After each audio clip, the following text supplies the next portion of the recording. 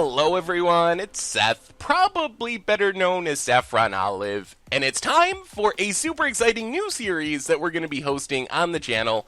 This is Possibility Storm Puzzles. So you might have seen these before. It's a really cool puzzle series. Super happy to be hosting them on the channel. If you want to support them and check them out, make sure to go to possibilitystorm.com to support their series. But what we have today is a puzzle, and we're going to talk really briefly about the puzzle. Then I'll give you a chance to pause the video and see if you can come up with the solution to the puzzle, and then I'll be back to break down the answer to the puzzle after that. So, as far as this puzzle itself, there's just a couple of important rules as far as Possibility Storm is concerned. The first and most important rule is we have to win the game this turn. So when you're thinking of the solution to this puzzle, make sure that you're planning a way to win right now. You can't go, all right, well, we'll do this, we'll attack like this, hope our opponent doesn't draw anything, then hope we draw this. No. We're at 1 life, let's say. Our opponent has a gut shot in hand. We know about it because we cast a Gitaxian Probe or something, Sorcerer's Spyglass. We know we're dead the next turn if our opponent untaps, so we gotta win right now. Also worth noting, unless it's somehow otherwise noted, our deck is not part of the equation. Pretend we're playing Momir, it's all full of lands, they can't do anything, so there's no drawing cards to help us. So we gotta win the game this turn with only the cards that we have on the battlefield. One last note before we go to the pausing the video and you figuring out how to win the game. Waker of the Wilds is under Arganti, so make sure to consider that that's part of our hand, essentially. You can cast it with mana of any color since it's under Ganti, so make sure that that's clear. Also, the Fairgrounds Warden on our opponent's side of the battlefield has one of our hostage takers exiled, so keep that in mind. Those are the only two tricky things. So go ahead and pause the video now and see if you can come up with a solution to the Ixalan preview puzzle from Possibility Storm, and then I will be back in just a minute with the solution.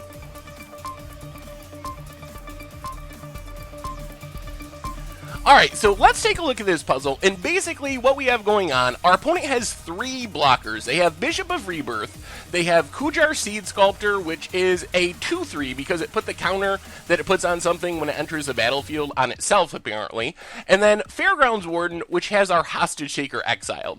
Our opponent's also at 8 life, so we gotta figure out how to get them from 8 all the way down to 0 this exact turn. The challenging part is our side of the battlefield only has 2 creatures, and they only have 4 power in total. We have a 2/3 Ganti, we have a 2/3 Herald of Secret Streams, we do have a couple of monuments. Kevnit's Monument, not super interesting here because all it really does is reduce the cost. Important to remember, Kevnit's Monument, it doesn't actually tap creatures, it just keeps them from untapping. So we can't like cast our Hostage Taker, tap down a blocker. Doesn't work that way, it just makes our blue creatures a bit cheaper. Bantu's Monument, though, is a bit interesting because Bantu's Monument allows us to drain our opponent for 1 when we cast a creature, along with making our black spells creature. And then, of course, we have the Waker of the Wilds hiding under the Ganti. So the first thing to look at in this puzzle is, can we just win on the battlefield? And the answer is pretty clearly no. Even if we can construct a way to get rid of all of our opponent's blockers, and we have to assume our opponent knows they're winning next turn, they know we have to win this turn, so our opponent will certainly chump block. We gotta assume they will make the correct blocks, which, even if they throw away their Bishop of Rebirth to chump a Ganti or something, that's the right thing to do if you know you're gonna win next turn. So we can't just swing with our creatures. It's not that simple. And then we have the Waker of the Wilds, and that one is really interesting to me because why Waker of the Wilds? Like, if you were constructing this puzzle, out of all the cards you could put under a Ganti, why would you choose Waker of the Wilds? So does Waker of the Wilds hold the key to us solving this puzzle? We can cast it because of Ganti. It's going to take 4 of our 7 mana, so we'll only have 3 mana left, and the problem is, even though we can awaken a land, which gives it a +1/+1 counter, which makes it unblockable with Herald of Secret Streams and has haste, we can't actually awaken a land because Ganti makes us able to cast Waker of the Wilds, but it doesn't let us use their abilities like their abilities of any color, so we don't have the green mana necessary to awaken a land, even if we wanted to do that.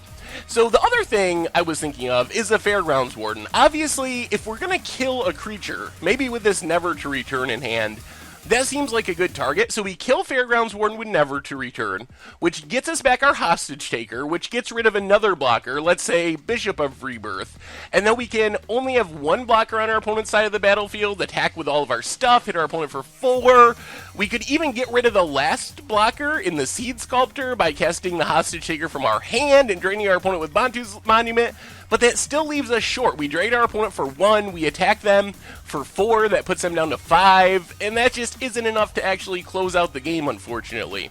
So how can we construct a scenario where we can win? We have the Tattered Mummy as well, which is interesting. Tattered Mummy isn't a card you see much, but the ability to drain for 2 when it dies, maybe there's some solution where we cast our Tattered Mummy, drain our opponent for 1 with Bantu's Monument, so they're down to 7. Then we could never our own Tattered Mummy to drain our opponent for 2 more, down to 5. But then they still have blockers. We still only have 4 power. We don't have a way to get through that. So I think the answer has to be that we need to take advantage of our Hostage Taker. So if you read Hostage Taker, Hostage Taker is really tricky. It's like a Fairgrounds Warden in that it exiles a blocker out of the way. So it can get rid of the creatures that are stopping us from just attacking, all the chump blockers over there. On the other hand, it also allows us to cast whatever we exile with it. So let's say we cast our Hostage Taker, targeting the Fairgrounds Warden. That's the obvious first target because it gets back a Hostage Taker. If we get rid of Fairgrounds Warden, we're essentially getting 2 Hostage Takers for the price of 1. So we cast our Hostage Taker, exile the Fairgrounds Warden, drain our opponent down to 7. So when the Fairgrounds Warden leaves the battlefield, we get back a Hostage Taker, and let's say we exile the Seed Sculptor. So our opponent's down to 1 blocker. We have 2 Hostage Takers now, 1 with the Fairgrounds Warden, 1 with the Seed Sculptor.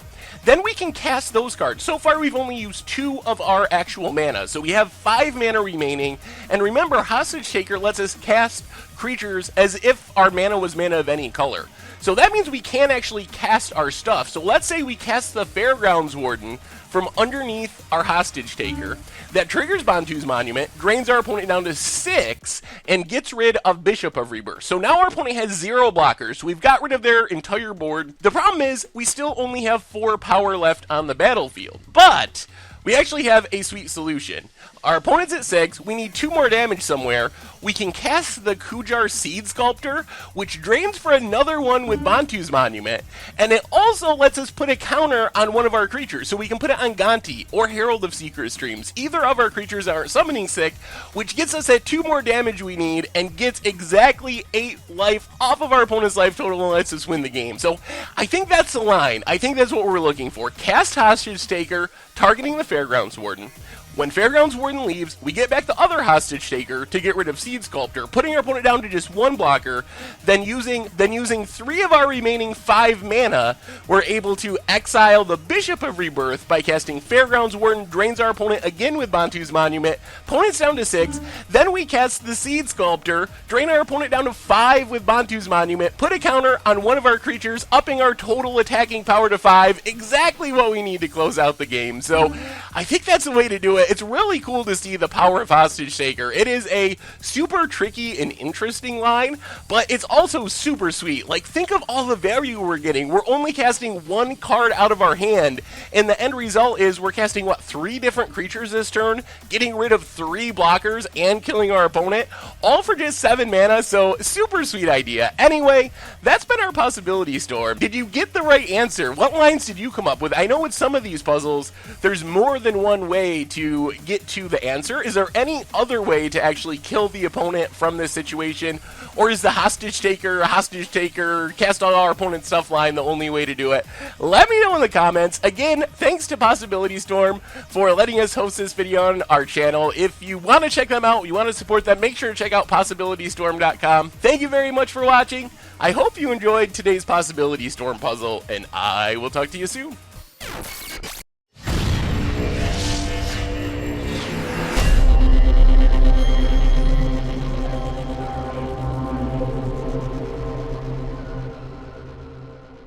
Thanks for watching the video. If you enjoyed it, help us out by clicking that like button down below. And to keep up on all the latest and greatest, click that subscribe button. And don't forget to hit that bell icon to get alerts whenever we have new videos. And if you want to, check out some of our other sweet videos here and here.